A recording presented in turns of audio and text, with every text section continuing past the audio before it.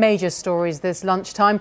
Britain is in the grip of the worst snowfall in decades. We'll have the latest on the situation with air, road and rail travel, as well as those school closures.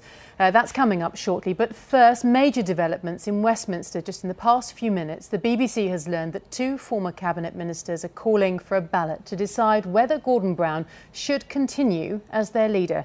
Geoff Hoon and Patricia Hewitt have been contacting their colleagues. Both were close to Tony Blair. It's understood they believe that after months of criticism, there should be a vote before the election to back Mr Brown or sack him.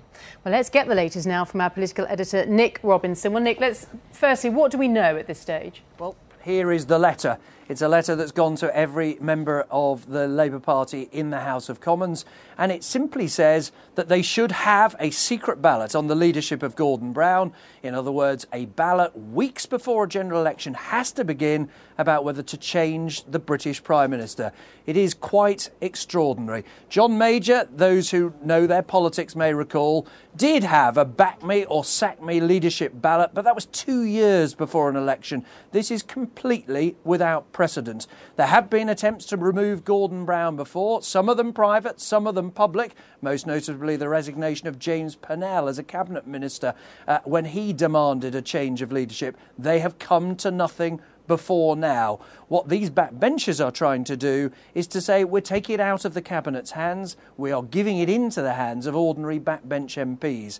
And the reason that matters is, remember, they are men and women whose jobs are on the line. If they believe Gordon Brown is taking them to defeat, many of them will lose their own jobs as members of Parliament. And they now have to decide under huge pressure, do they decide to call for a change, even though that will be hugely costly, or do they go on with Gordon Brown and hope things get better? Now, Nick, presumably, Geoff Hoon, former Chief Whip, is that suggested that he knows he has more support for this behind the scenes? Well, there's no chance at all that Geoff Hoon and Pat Hewitt, one of whom, as you say, a former Chief Whip, both of whom senior cabinet ministers in the past, both of whom with a long history in the Labour Party, there is no chance they will have taken this step without knowing that they have some support. The question is whether they have enough.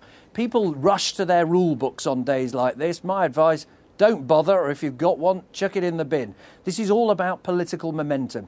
Either within hours, other senior figures, other important figures, numbers of people will come out and say, quite right too, this must happen, and it will be irresistible, or it will fizzle and run out of steam. That is the test for the next few hours.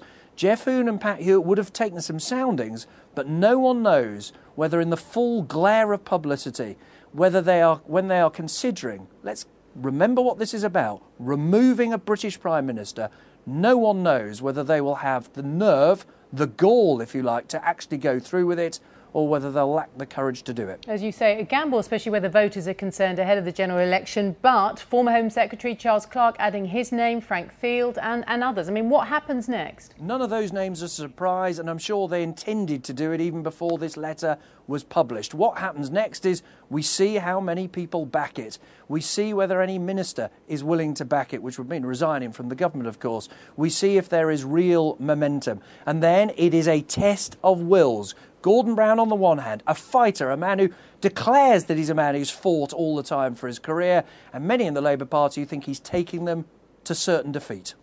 Nick, thank you very much indeed. Let's take to James Lander, who has the man himself, Geoff Hoon. Nick, James. Well, thank you very much indeed. As you say, yes, I'm very glad to be joined by the former Chief Whip, Geoff Hoon. Very simply, why are you doing this? Well, as a former Chief Whip, colleagues have been talking to me, particularly in most recent times over the holiday period. They are very concerned that we're simply not getting our message across as a political party going into a general election campaign because of the continuing questions over the leadership. And this letter that I've sent, together with my colleague Patricia Hewitt, is designed to resolve those matters so that we can all unite around a leader and go into the general election campaign. Who is that leader you would like to replace Gordon Brown? The question that we've put is, should we not have a secret ballot of Labour MPs to resolve this matter once and for all? And we've made clear in the letter that those colleagues who are continuing to express publicly doubts about the leadership will be bound by the results of that ballot. But isn't your problem that you don't have an automatic successor, and so you're now going to plunge the Labour Party potentially into a divisive leadership battle in the run-up to an election? I don't accept that for a moment. This is a matter for the Labour MPs who raise these issues to decide what they want to do about it. There is enough talk. You know, you're an expert around this place. You know that there is a great deal of talk. If we are going to go into an election campaign, we need to resolve these matters once and for all. That's what our letter says. What support do you have?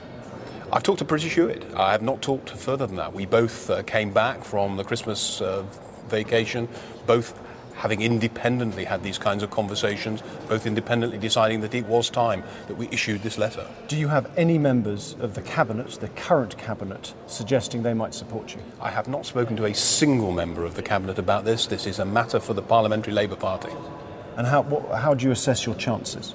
I think it's entirely dependent on whether those colleagues who've expressed their views privately wish to do so now publicly. I've been speaking to some Labour MPs. They've been quite sceptical. They said this is just the parting shots of a few ex-ministers who are about to leave office, in Patricia Hewitt's case, leave Parliament. On the contrary, I think this is about ensuring that the Labour Party can go united into what is in any event going to be a difficult election campaign, supporting a strong leader that we can all back in that contest. Well, Jeff Hoon, thank you very much indeed for joining us here live on BBC News. If I could just invite Tony Lloyd to step in front of the camera. Mr Lloyd, I should explain, is the chairman of the Parliamentary Labour Party, the shop steward, if you like, the representative of Labour backbenchers, and we'll get his reaction. First of all, what do you make of all this?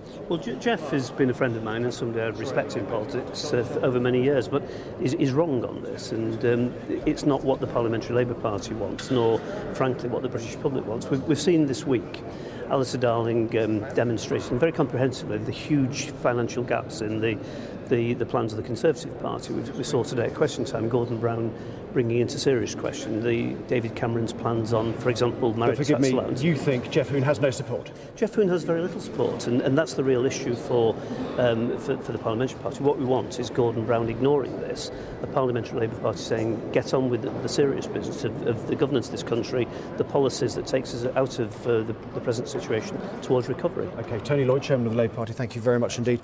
Back to you in the studio. James, thank you. Now,